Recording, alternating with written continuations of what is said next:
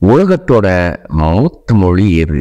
இந்த கேள்வி ரொம்ப எளிமையானதா தெரியலாம், ஆனா இதுக்கான விட கொஞ்சம் கடினமானது. எது மூத்த மொழி? சமஸ்கிருதம், தமிழ், லத்தீன், கிரேக்கம், சுமேரிய மொழி இல்ல சீன மொழியா? எது மூத்த மொழி? சரி, உங்களை பொறுத்தவரை எது உலகத்தோட மூத்த மொழி? உலகத்திலேயே மனிதனால் பேசப்பட்ட முதல் மொழி எதுவா இருக்கும்? இந்த கேள்விக்கான பயணம் தான் இந்த காணொளி. வாங்க காணொளிக்கு போவோம். நான் கலைச்செல்வன், இது கதா குரு.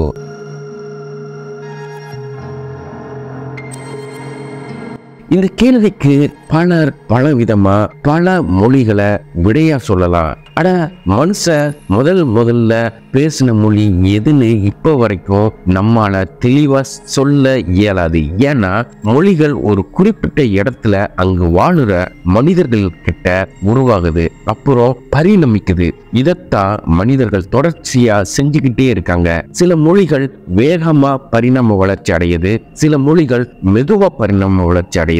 ஆனா இந்த மொழியோட பரிணாமத்தை ஒரு தனி மனிதனால தன்னுடைய வாழ்நாள்ல பார்க்க முடியாது. பேர குழந்தைகள் பேசுற மொழிய தாத்தா பாட்டிகளால புரிஞ்சு கொள்றது ரொம்ப சிரமமா இருக்கும். அதாவது ஒரு தலைவரிக்குள்ளேயே ஒரு மொழி பரிணாம வளர்ச்சி அடையுது. அதாவது ஒரு மொழி ஒரு பிரதேசத்துல பிறந்து அங்க பரவி அந்த மனிதர்கள் வேற இடத்துல குடியேறி செல்லும் போது அங்க வெவ்வேறு வகையான மாற்றங்களோட அந்த புதிய இடத்துல பரவுது. அந்த மொழி பிரிஞ்சு இரண்டாவதா ஒரு கிளை மொழியை உருவாக்குது. பின்னாடி இந்த இரண்டு தனித்தனி மொழிகள் பிரிஞ்சு பல மொழிகளை உருவாக்குது. இந்த மொழிகள் இணைஞ்சு ஒரு மொழி குடும்பத்தை உருவாக்குது. இந்த மாதிரி நிகழ்வுகள் ஆயிரக்கணக்கான ஆண்டுகளா நடந்து வெவ்வேறு மொழிகள் மனிதர்களால உருவாக்கப்பட்டுக்கிட்டே இருக்கு.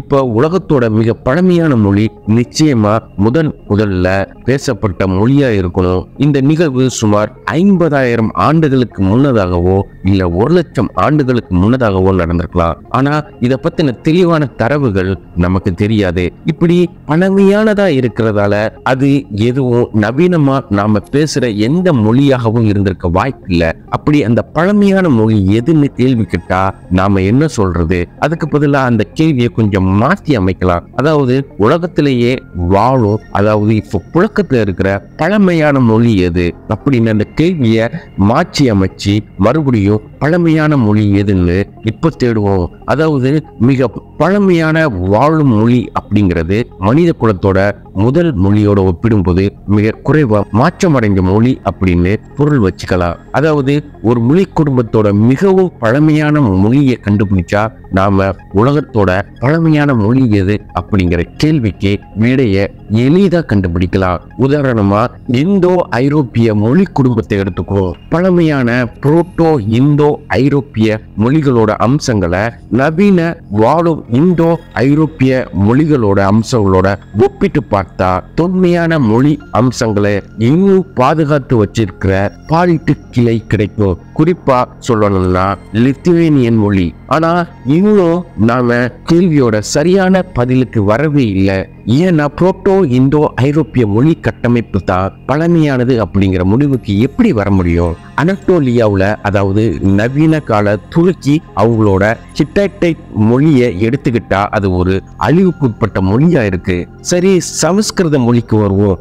ஏன்னா இதுவும் புரோட்டோ இந்தோ ஐரோப்பிய மொழி குடும்பத்தோட பழமையான அம்சங்களை இன்னும் பாதுகாத்து வச்சிருக்கிற ஒரு மொழி. ஆனா இது ஒரு மதத்தோட சடங்குகள்ல மட்டும் பயன்படுத்துற மொழியா மட்டும் இருக்குது, தவிர புலந்தர மொழியா அது இல்ல. அதாவது பெரும்பான்மையான மனிதர்களால பேசப்படுற மொழியா தற்போது அது இல்ல. தெய்வீக பாஷைன்னு அது மத சடங்குகளுக்கு மட்டுமே பயன்படுத்துற மொழியா இப்ப இருக்குது. மனிதர்கள் முதல்ல ஆப்பிரிக்காவுல தோன்றினாங்க அப்படிங்கிற தற்போதைய அறிவியல் பல வகையில நிரூபிச்சுக்கிட்டே இருக்குது. சரி, அப்ப மனித குலத்தோட முதல் மொழி ஆப்பிரிக்காவுல தானே தோன்றி இருக்கணும். அதாவது தொடக்க காலத்துல சைகை மொழியால பேசிக்கிட்ட ஆதிகால மனுஷன் வாயால எழுப்பிய ஓசைகளால பேசின முதல் மொழி எது? இப்போ நம்ம கேள்விக்கான பதில கண்டுபிடிக்க ஆப்பிரிக்காவுக்கு போய் ஆகணுமா? இருக்கலாம், இல்லாமலும் இருக்கலாம். ஆப்பிரிக்காவில் இருக்கிற கொய்சான் மக்கள் ஒரு மொழியை பேசுகிறாங்க. அந்த மொழியில பல்வேறு கிளிக் ஒலிகளை பேச்சு வழக்குல பயன்படுத்துறாங்க.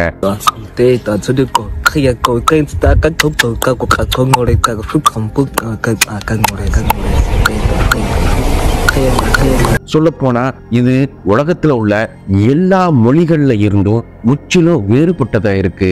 ஏன்னா கத்துக்கிட்டா கூட இதே மாதிரியான கிளிக் சத்தத்தோட ஒரு மொழிய எளிதா சாதாரண மனிதர்களால பேச முடியாது. ஒருவேளை இந்த கிளிக் சத்தத்தை அங்க வாழ்ந்த எல்லா மொழிகளுக்கும் அந்த காலத்துல பயன்படுத்திருக்கலாம். ஆனா காலப்போக்குல அது அழிஞ்சு கூட போயிருக்கலாம். அட இந்த கிளிக் சத்தத்தை ஒரு பழமையான சத்தத்தோட வடிவம் நம்ம ஏத்துக்கிட்டா கொய்சான் மொழிய உலகத்தோட மூத்த மொழின்னு எப்படி சொல்ல முடியும்? வரலாற்று ஆசிரியர்கள் உலகத்தோட முதல் எழுத்து முறை மெசபடோமியாவுல தோன்றி இருக்கலாம்னு சொல்றாங்க. அந்த எழுத்து முறையை பயன்படுத்தின முதல் மொழி தான் சுமேரிய மொழி. இந்த மொழியில இதுவரை கண்டுபிடிக்கப்பட்ட கல்வெட்டுக்கள் கிமு 4ஆம் நூற்றாண்டா சேர்ந்தவையா இருக்குது. இப்போதைக்கு முதல் எழுத்து முறையை வச்சிருக்கிற சுமேரிய மொழிய ஒரு பழமையான மொழியை எடுத்துக்கலாமா? ஆனா அதுக்கும் ஒரு பிரச்சனை இருக்குது. அந்த சுமேரிய மொழி இப்போ ஒரு இறந்து போன மொழி. அந்த மொழிய இப்ப யாருமே பேசுறது இல்ல. அது உலகத்திலையும் இல்ல.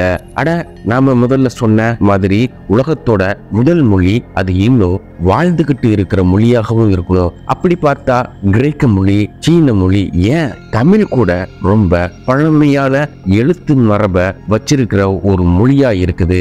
கிரேக்க எழுத்துக்களை பொறிக்க பயன்படுத்துற லீனியர் பி எழுத்து முறை கிமு 2ஆம் நூற்றாண்டோட நடுப்பகுதியை சேர்ந்தது. அப்புறம் நவீன கிரேக்க எழுத்துக்களோட தொடக்கம் கிமு 8ஆம் நூற்றாண்டை சேர்ந்தது. கிமு 1200ஆம் ஆண்டுகள்ல இருந்தே சீன எழுத்துக்கள் பயன்படுத்தப்பட்டு வருது. ஆனா இப்போ சீன மொழி பேசுறவங்க ரொம்ப அடையாளம் காணக்கூடிய எழுத்துக்கள் ஏற்கனவே கிமு 2ஆம் நூற்றாண்டுல பயன்பாட்டில் இருந்தது. தமிழ் எழுத்துக்கள் கிமு 500 ஆண்டுகளை சேர்ந்தது.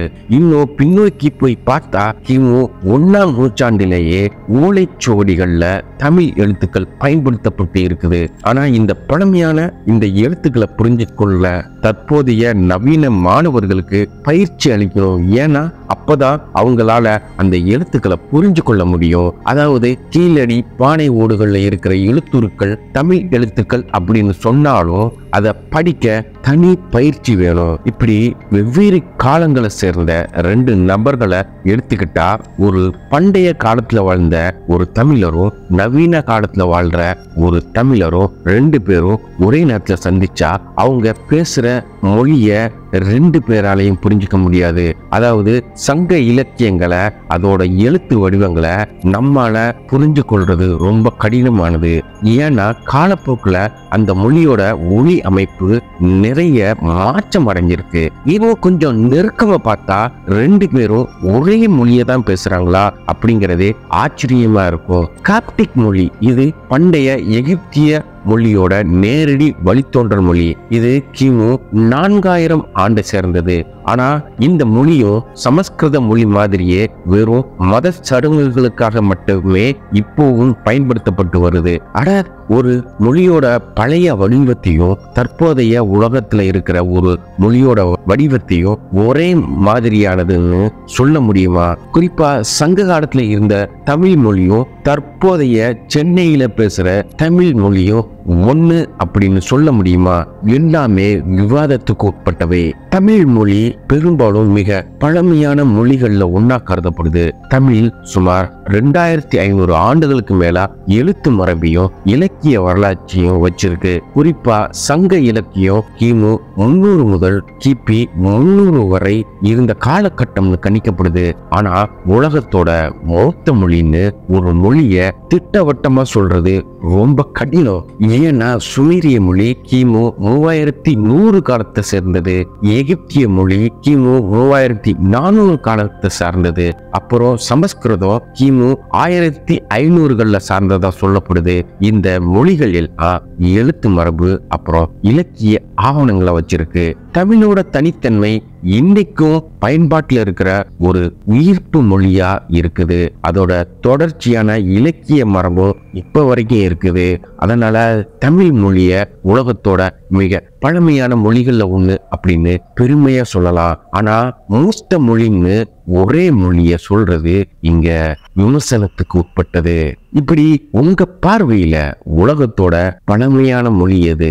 நீங்க எந்த மொழிய உலகத்தோட பழமையான மொழின்னு நினைக்கிறீங்க? அத கமெண்ட்ல பதிவு பண்ணுங்க. இந்த காணொளி உங்களுக்கு பிடித்திருந்தால் இதை ஷேர் செய்யுங்க, இந்த சேனலை சப்ஸ்கிரைப் செய்யுங்க.